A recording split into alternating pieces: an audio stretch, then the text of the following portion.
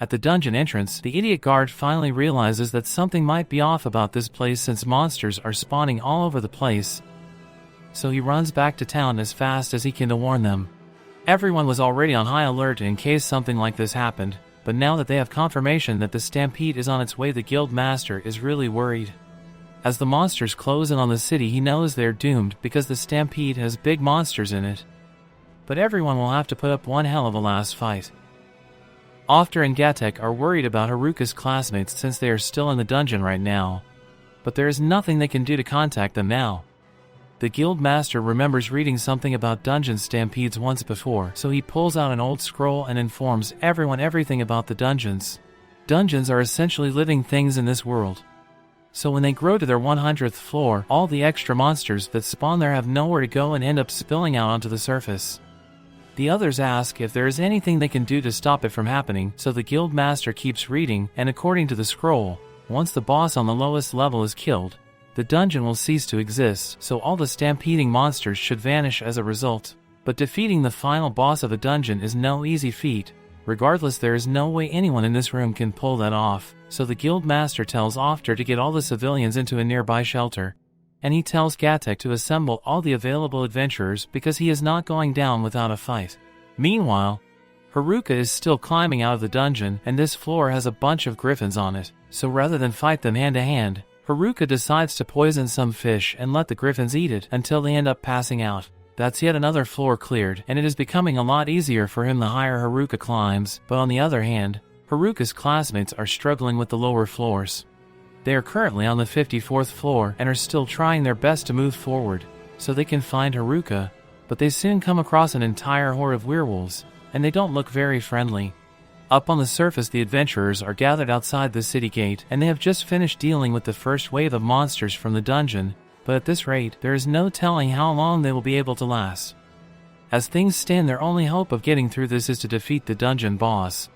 But they all know there is only one person capable of doing that, and that is Haruka. The guild master would like to send him a message down into the dungeon to call for Haruka's help. But the adventurers here need to stay and defend the city, so the guild master asks Marielle to go instead since she is pretty much doing nothing. Marielle is shocked and starts shaking her head because she doesn't want to go. But Haruka is much more likely to listen to a request from a pretty girl like her, so Marielle is the best option here. Although Marielle isn't much of a fighter, so sending her into the dungeon alone would be a death sentence, which is why the guild master asks Ofter to go with her. Ofter is fine with it, but he is worried about leaving his post since the town needs all the defense it can get. But the guild master assures him that the rest of them will keep the town safe until he returns. Ofter ends up agreeing, so he asks Marielle to hurry so they can get to the dungeon as soon as possible. But Marielle is still freaking out because she doesn't want to go into the dungeon. However, Marielle takes a look around and sees all the people who are injured and risking their lives for the sake of this city, so she gathers up all the courage she can muster and agrees to venture into the dungeon to find Haruka. Meanwhile, Haruka and Angelica have just made it to the 81st floor, and the entire floor looks like an aquarium. Haruka is so caught off guard by it that he doesn't notice that there are monsters in the water, and when the fish jump out and try to slice him up, Angelica is forced to step in and save him. Haruka apologizes for letting himself get distracted, but Angelica doesn't mind since she is having a lot of fun with him. Haruka takes a look in the water and notices that there are still a lot of fish swimming around in there, and if all those fishes attacked him at once, there is no way he would come out in one piece. First things first, Haruka has to find a way to deal with the speed of the fish, so he thinks to use ice magic to freeze the fish inside the water completely. Eventually, the fish get frozen and float to the surface, so Haruka's plan seems to have worked. Haruka keep doing the same thing as he Angelica cross the water, but then the floor boss shows up and sends a massive wave at Haruka and Angelica. Angelica quickly jumped out of the way in time, but Haruka just stood there as the wave closed in on him. Eventually, Haruka gets hit and is plunged deep into the water floor, so it looks like Angelica is going to have to face the monster on her own. But a few seconds later, Haruka emerges from the water with a surfboard made with earth magic, and he uses it to close in on the fish boss before landing a fatal blow in the middle of its head. Now the big fish has been taken care of, Haruka jumps over to the exit with Angelica and asks her if she is alright. Angelica tells him she is fine and Haruka is glad to hear it, so Haruka says they should keep moving. Haruka didn't really like it at first, but now he is starting to think this whole dungeon exploration thing is pretty fun, and with how strong he is, the bosses of the various floors aren't much of a threat to him anymore. As they continue to climb the dungeon floors, Haruka comes across several god-tier artifacts, like the Ring of Boundless Fortune, the Blessed Bengal, and the Necromancy Orb. All these things are really cool, and they are probably worth a lot of money, so Haruka can't decide whether he should keep them for himself or sell them for profit. Haruka thinks about it for a second, and all these blessed items won't do him much good since he already has maxed out luck.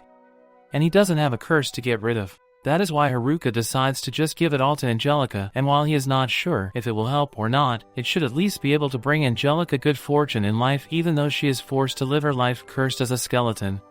Angelica is hesitant to take it at first since she doesn't want to take advantage of Haruka's kindness, but Haruka has no use for any of this stuff.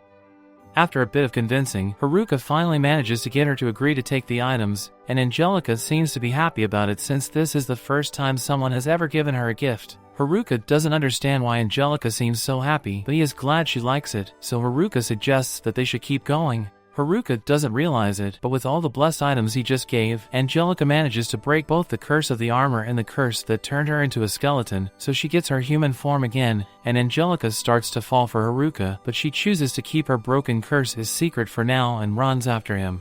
Up on the 54th floor, Haruka's classmates have just finished dealing with all the werewolves, and they are exhausted after all that fighting, but they have to keep going so they can find Haruka before something bad happens. Just then, they hear the sound of something approaching, and at first, everyone is worried that it might be a monster coming to attack them, but it turns out it is Marielle and After. Back to Haruka, he and Angelica have just arrived on the 74th floor, but this might be their toughest floor because the entire place is engulfed in flames. They start walking through the floor, but with all the flames, it is hard for Haruka to keep track of his surroundings, so he accidentally trips over a rock and nearly falls face first into a bunch of flames, but luckily Angelica catches Haruka before he can get hurt. Since it would be dangerous for Haruka to continue walking in his current state, Angelica points to a safe area and suggests that he should rest there for a little while. Haruka wishes he could find a way to escape this heat and cool off even if it is just for a little bit, but then Haruka comes up with a really good idea. There was a small hole in the wall nearby, so Haruka used his wind magic to create a breeze to cool himself off in there. Coincidentally, the hole connects up to another hole that where class rep was standing next to, so she can hear Haruka's voice and begins yelling to get his attention. Haruka recognizes the class rep's voice and realizes this hole must be connected to the same one from where he fell at the start, so it is pretty lucky that Haruka found it. Class rep asks Haruka if there is any way he can climb up the hole to get to her, but Haruka already tried that earlier, so he is sure he won't be able to make a vertical climb with his airwalk skill. Haruka asked if class rep happened to have a rope she could throw down for him to use, but none of them had it. Haruka asks class rep what floor she is on right now, and when class rep tells him she is on the 54th floor, Haruka realizes he is not that far from her since Haruka is on the 74th floor, so if Haruka hurries, he should be able to make it up there in no time. Haruka is about to get up and leave, but class rep calls him back because there is something else she needs to tell him. Class rep informs Haruka that the city is being overrun with monsters, and it won't last much longer unless they stop the stampede. While Marielle and After were on their way here, they saw the second wave of the stampede heading for the city. While the city has been holding out till now, if a third wave hits, there is no way it will survive. They tell Haruka that the only way to stop the stampede is to defeat the dungeon boss, but as soon as she mentions the dungeon boss, Haruka realizes they are referring to Angelica. Haruka tells class rep and the others that he already defeated the dungeon boss, and they are all amazed that he managed to do something like that, but if that is the case, then the stampede should have ended on its own. After asks Haruka if he is sure he finished the boss because unless Haruka kills it, the stampede won't be stopped. This is a serious dilemma for Haruka since if he doesn't kill Angelica, the town will most likely end up destroyed, but is Haruka really willing to sacrifice her for the greater good? When Haruka first encountered Angelica, he was perfectly fine with the idea of killing her, but now Haruka knows that Angelica was held hostage by the darkness of the dungeon for countless years. He can't bring himself to kill her. Haruka tells them that he didn't kill the boss nor does he intend to. Haruka knows it may seem selfish, but he wants to find a way to save both Angelica and the town. Haruka says he might know a good way way to save everyone from the stampede, but Haruka is going to need Angelica's help for the plan to work. Class Rep has no idea what Haruka is planning, but if Haruka really believes he can make it work, then Class Rep is going to put her faith in him. Haruka may be a little reckless at times, but when it matters the most, Haruka always manages to pull through and keep everyone safe, so Class Rep is sure everything will be alright in the end. Haruka thanks her for having such confidence in him, and Haruka swears that no matter what, he will save everyone in town and free Angelica from this dungeon. So now what will Haruka do next? Subscribe to our channel to find out what will happen next. So friends, if you enjoyed our recap video, please like and share it. Don't forget to subscribe to the channel. Thank you for watching.